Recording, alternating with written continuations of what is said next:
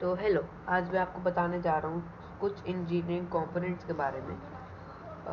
तो सबसे simple component होता है एक बैटरी या फिर एक पावर सप्लाई। जैसे आप एक प्लग को यूज़ कर सकते हो पावर सप्लाई के लिए, या अडेप्टर को जैसे ये। तो सब उसका सिंबल भी दिखा देता हूँ, कुछ ऐसे सिंबल होता है। और उसके बाद आपको चाहिए एलईडी। देखो दो टाइप एलईडी तो बहुत टाइप की होती हैं, लेकिन मेनली दो टाइप की एलईडी होती है। एक ये जिस पे कलर बना होता है, जिससे आप पता कर सकते हो कि ये कौन से कलर की एलईडी है। और दूसरी ये जिस पे आपको देख के पता नहीं चल सकता। वैसे तो ये ब्लू कलर की है, लेकिन आपको ये ट्रांसपेरेंट दिख रही है। तो ऐसे एलईडीज होती हैं। ये रेजिस्टेंस है, अभी सबके काम बताऊंगा।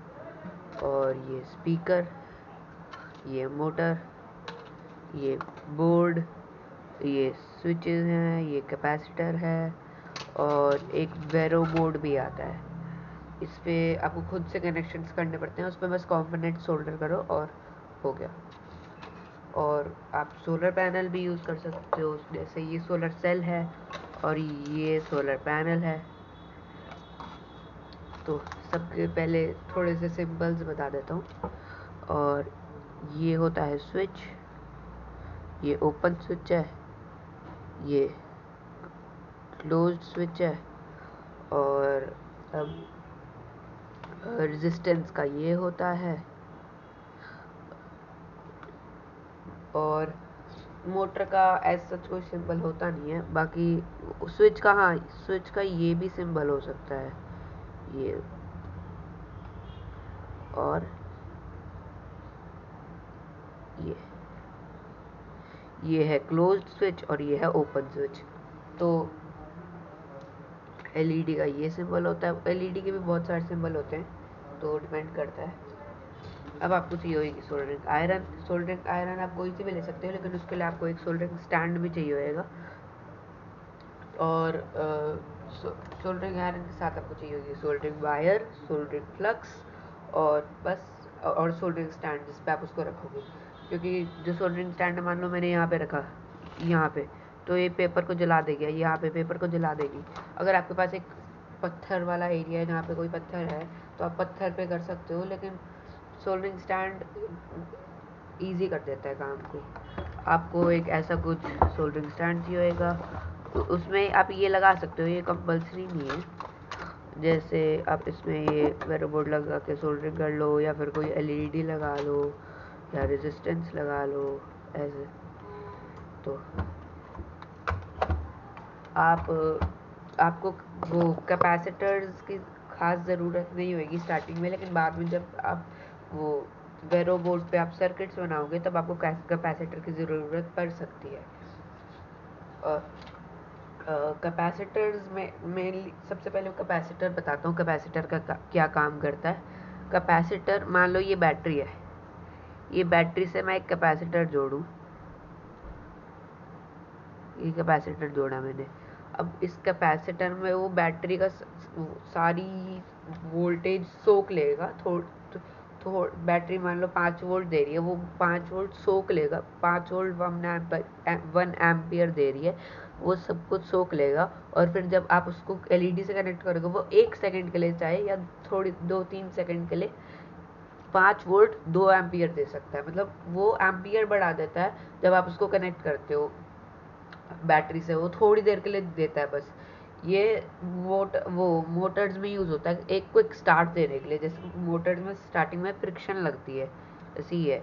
इसमें आप घुमाओगे इसको, में फ्रिक्शन लगेगी, तो स्टार्टिंग में फ्रिक्शन बहुत ज़्यादा होती है, जिसकी वजह से मोटर कभी कभार घूम नहीं पाती। तो उसमें कुछ मोटर्स में ज़्यादातर ऐसे टाइप के कैपेसिटर लगते हैं, ये। तो मोटर्स में कैपेसिटर लगते हैं ताकि वो उसको स्टार्ट दे सके। अब स्पीकर तो आपको पता है, ऑब्वियसली ऑडियो आउटपुट देने के लिए होता है। ये मेनली इसकी कैसे ये काम करता है, इसके लिए एक अलग वीडियो बना दूंगा, क्योंकि थोड़ा कॉम्प्लेक्स है और मोटर नहीं। और मतलब इसका काम क्या, स्पीकर का काम क्या और मोटर का काम क्या हो तो आपको पता है, लेकिन काम कैसे करता है उसके लिए अलग वीडियो बना दूंगा। और रेजिस्टेंस जो होता है वो वोल्टेज को कम करने के लिए यूज़ होता है मेनली। एम्पियर तो वो कम करता है, लेकिन वोल्टेज कम करता है वो मेनली। रेजिस्टेंस पे बैंड्स होते हैं कुछ, अभी दिखाता हूँ मैं आपको। रेजिस्टेंस पे कुछ बैंड्स होते हैं, जैसे ये देखो ऐसे बैंड्स होते हैं कुछ, वो बैंड से हमें पता चल सकता है कितने ओम का है रेजिस्टेंस। ये देखो ये मोटर्स हैं, ये स्विचेस हैं,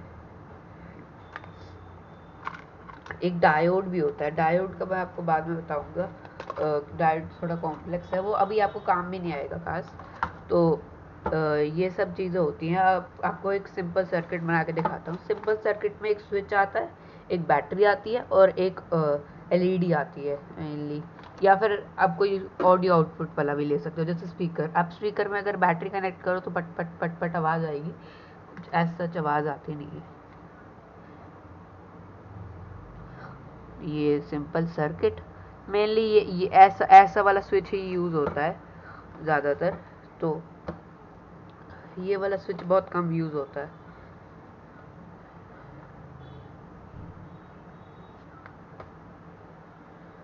ये एक सिंपल सर्किट, आप इसमें रेजिस्टेंस भी जोड़ सकते हो, जैसे यहाँ पे रेजिस्टेंस जोड़ दो बस। कैपेसिटर कैपेसिटर अभी आपको काम नहीं आएगा, बाद में काम आएगा। वैसे भी कैपेसिटर 12th में पढ़ाते हैं, लेकिन अगर आपको एक मोटर बनानी है तो कैपेसिटर मैं आपको बताता हूँ सीरीज़ और पैरेलल क्या, और कौन सी चीज़ कैसे कनेक्ट होती है। सबसे पहले सीरीज़ मतलब मान लो ये जो बल्ब है ये सीरीज़ में कनेक्ट है। आपको दिखाता हूँ, ये एक बैटरी है, इसमें हम कुछ सीरीज़ में कनेक्ट करेंगे, कुछ पैरेलल में कनेक्ट करेंगे। आपको उससे पता चल जाएगा कि मैं क्या बात कर रहा हूँ। तो मान लो एक कैपेसिटर कनेक्ट कर रहा है, कैपेसिटर हमेशा सीरीज़ में कनेक्ट होता है, एक लेग उसकी पॉजिटिव में, एक लेग उसकी नेगेटिव में, ऐसे कुछ।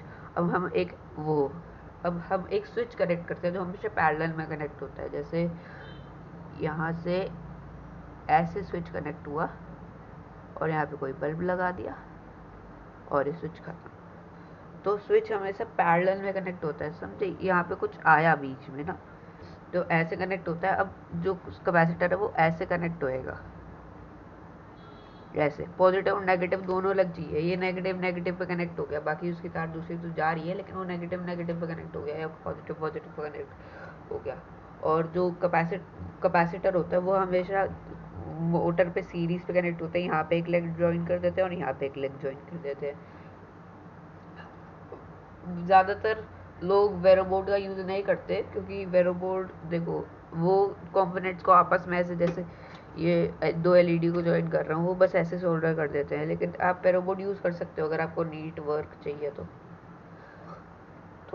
अब और मैं डायोड के बारे में अगर आपको चाहिए तो बता देता हूँ। देखो डायोड क्या होता है, डायोड के में एक ब्लैक साइड होती है और एक वो सिल्वर साइड होती है। अगर आप सिल्वर साइड पे कनेक्ट करते हो कोई चीज़, तो मान लो सबसे पहले उसके लिए आपको फ्लो बनाना पड़ेगा। देखो ये बैटरी है, अब बैटरी में कौन से साइड से कौन से साइड तक जाएगा, पॉजिटिव से नेगेटिव तक जाता है। तो अगर मैं ये डायोड है, ये डायोड को पॉजिटिव पे कनेक्ट कर दूँ, डायोड का सिंबल कुछ ऐसा होता है। ये सिल्वर वाली साइड है जो ये है, अभी दिखाता हूँ मैं कैमरे पे अगर दिख जाए तो। ये वाली सिल्वर वाली साइड है और ये ब्लैक वाली साइड है।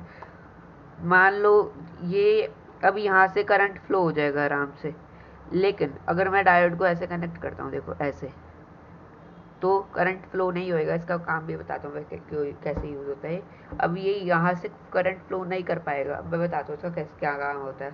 मान लो एक सोलर पैनल है, वो बैटरी से कनेक्ट है, ये बैटरी है, ये सोलर पैनल है। अब सोलर पैनल में हम यहाँ पे डायोड लगा देंगे, जिसकी वजह से बैटरी से जो पावर है वो सोलर पैनल में ना जाए, जिसकी वजह से सोलर पैनल ख़राब हो सकता है। अब यहाँ पे मैं बनाता हूँ कैसे करते हैं।